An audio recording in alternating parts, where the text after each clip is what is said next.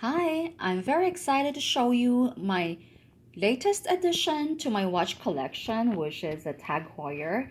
And yes, I bought it from a thrift shop.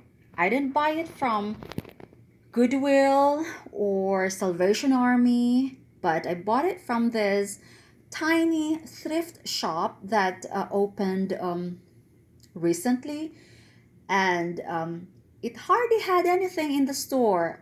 Actually, it was very spacious. I think he's just trying to get things organized. And the owner used to own a pawn shop, and I think some of his items that didn't sell, he is putting them out on display.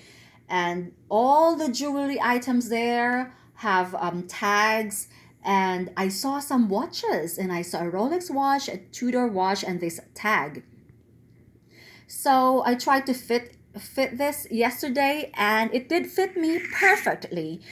But he told me he was going to charge me $100 for this, since I don't own any Tag Heuer watches, because it was, actually it's not my taste, to be honest, because I hate the straps, and I'm more on the classic side and ladylike and dainty side when it comes to watches. Although I'm starting to buy big face of watches already, so I'm starting to like them too. But anyway, going back to this, and he said, but it was not working yesterday. So he said it probably just needs a battery. Well, I told him I'm not going to buy it unless, it's working. So he said, okay, I'll send it to my jewelry to find out what's wrong with it. If it just needs a battery, then I'll let you know. So that's what happened. He sent it to his jeweler, and the jeweler, of course, also authenticated it. And I went back the next day, which is today, and I got it. And he said he spent $20 for, of course, the battery and uh, authentication and things like that. Although he used to own a pawn shop, so of course, but he said that he would not sell me anything that is not authentic, and he would like me to go back there again and again. So he wants to earn my trust. I said, of course. Um, so I went back today, and he charged me $110.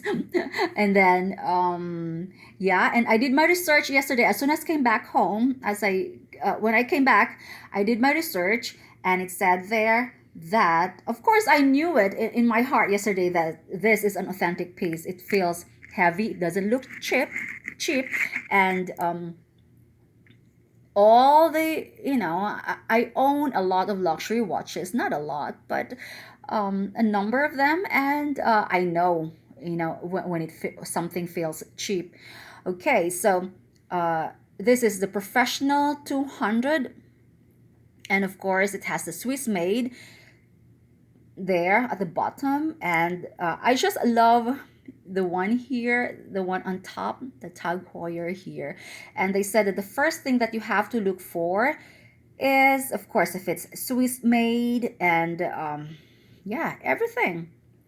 It feels chunky and heavy, and of course you have to look at the crown, because apparently fake ones just put adhesive or glue. So I don't know what they're talking about, but this is very, very heavy. This crown is really, really heavy and chunky, as you can see. Oh shoot, I think it's not focusing nicely. And you have to look for the band as well. It has to be like double. This is double, but it's hard for me to lift this right now. I don't want to break my nail. I broke my other nail earlier. So the band is here. Yeah, I've done my research. And of course the back should say the model number, and you can just see the things that are engraved in there.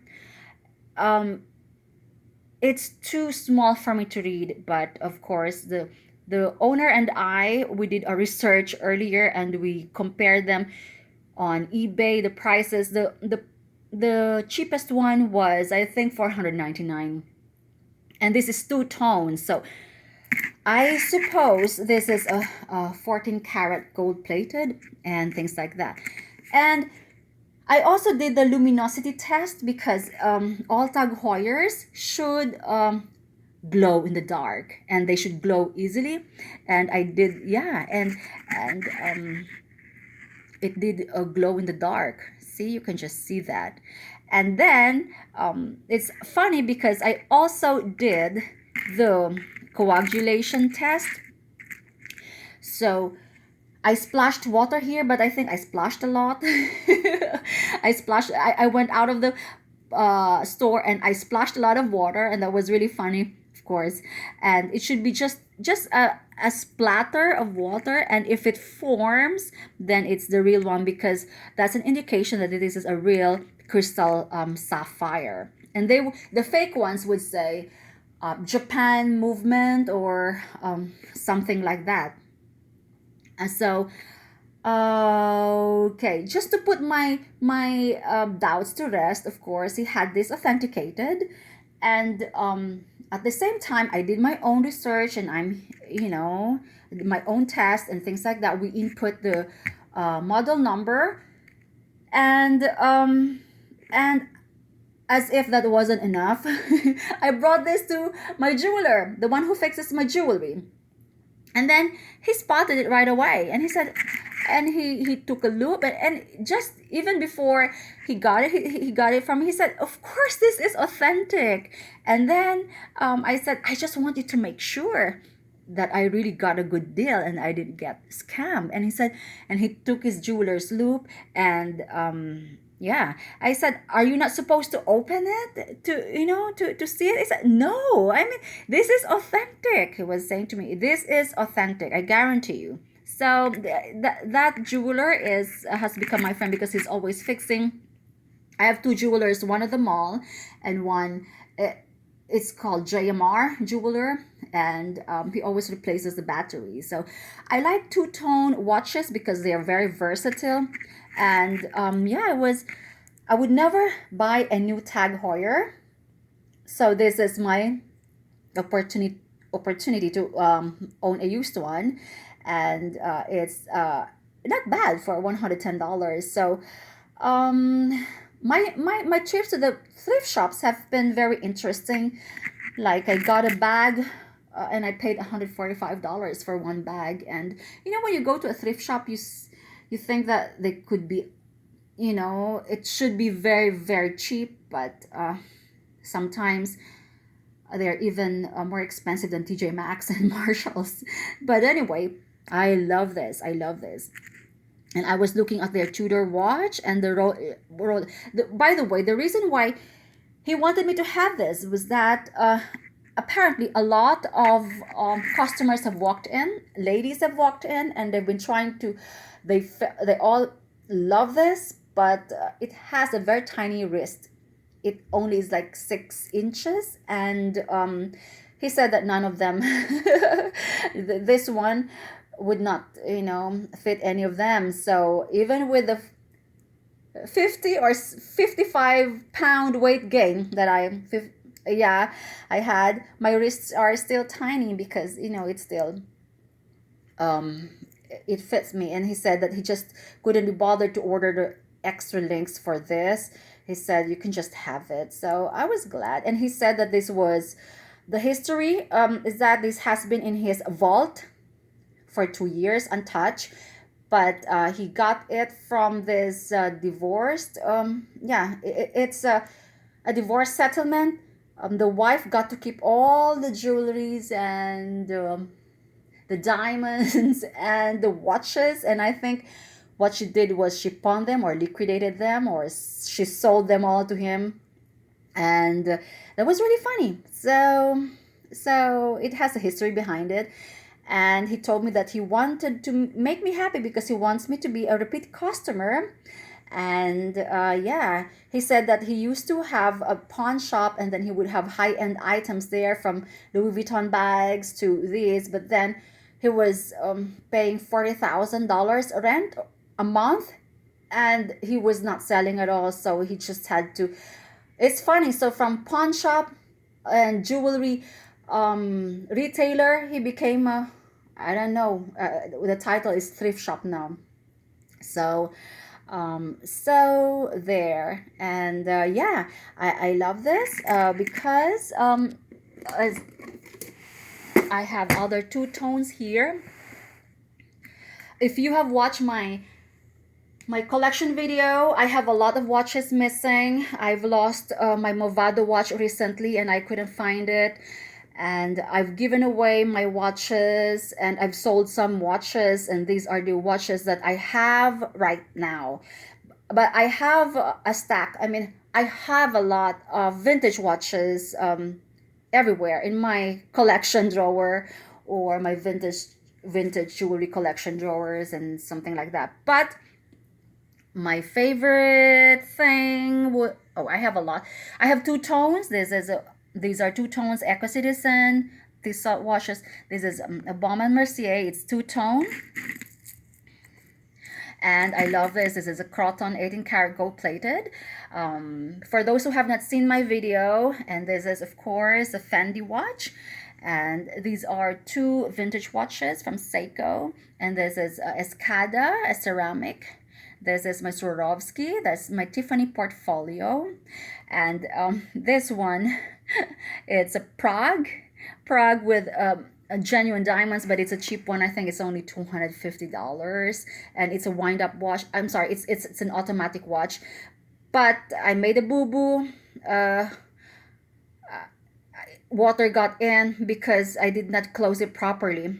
So there, when I adjusted the time, I'll have that fixed. And this is a blue tone Movado watch. And this is my David Ehrman with diamond markers and pave markers, if you can see these. So that's my most expensive watch. And it's funny because I sold some of my Louis Vuittons. I sold my exclusive limited edition of Ramages. When they first came out, I sold that. I think I sold that for $2,000 because they were limited edition. I was on their wait list, and somebody backed out from Neiman Marcus. They called me up, and then it's not working for me, so I sold it and I got this watch instead. It's really funny because I sold some Louis just to fun for this. I think this was $2,900 retail, and I don't think I can, I'm trying to sell this because I would like to own a Rolex, but for now, I'll settle for these. And yeah, most of my watches are actually Swiss made. I like them.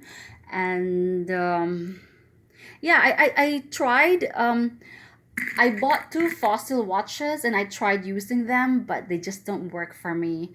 I think some of the designs are just too tacky, and it's scratch. It's not, of course, not sapphire crystal, so they scratch, and I hate that. So no, I have a, I'm not being biased, but I think when it comes to watches, I prefer Swiss made. Although my vintage watches here, Seiko watch, I love them. This has a scratch, but I just love these two. They're so small, and I have a lot, as I've mentioned. I think I'm going to make a vintage collection video of watches too. But anyway, I'm happy for my collection right now, and I on my wish list is also a Saratoga. Is it Croton? Oh jeez, I forgot. Yeah, and I also like the blue-faced Hamilton. And oh, I would love to own those Nicolette Armand. I love it. Nicolette Armand. Gucci, not so much. No, not so much. Not so much for the Burberry. Nope. But just, just the really watchmakers, and yeah. So there, and I just have to order more links when I eat more cake, when I gain more weight. So So there. So tell me if it's a good buy. It's only $100. So it's a very exciting story to share. It's authentic, and yeah. So there. Okay. Bye.